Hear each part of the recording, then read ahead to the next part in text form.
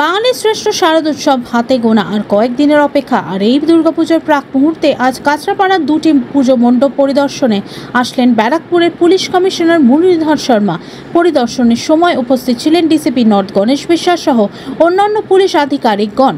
সংবাদ মাধ্যমের মুখোমুখি হয়ে পুলিশ কমিশনার মুরলীধর শর্মা জানান, দর্শনার্থীদের জন্য কি কি সুরক্ষা রাখা হয়েছে পুজো কমিটিগুলোর পক্ষ থেকে সেইগুলি পরিদর্শনে এসেছিলেন।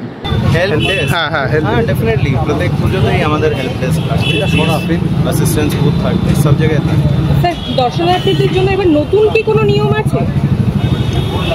নতুন নিয়ম বলতে গেলে আমরা কয়েকটা জায়গায় যে সার্কুলেশন প্ল্যান যেটা আছে সেটা আমরা কয়েকটা জায়গায় ভালো করার চেষ্টা করছি।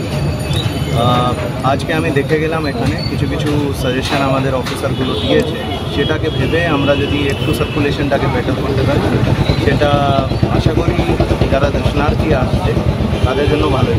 কাঁচরাপাড়া গান্ধী মোড় অঞ্চলে গেলবারে মানে একটা ঝড় বৃষ্টির মধ্যে ওভারগেট পড়ে গেছিল রাস্তার উপরে। এটা দেখুন, পুজো কমিটিদের সঙ্গে আমাদেরকে আলোচনা করে একটা সিদ্ধান্তে আসতে হবে। কলকাতা শহরে এটা অ্যালাউ করা হয় না। এখানে আমি দেখলাম কয়েকটা জায়গায় ওনারা বানিয়েছেন।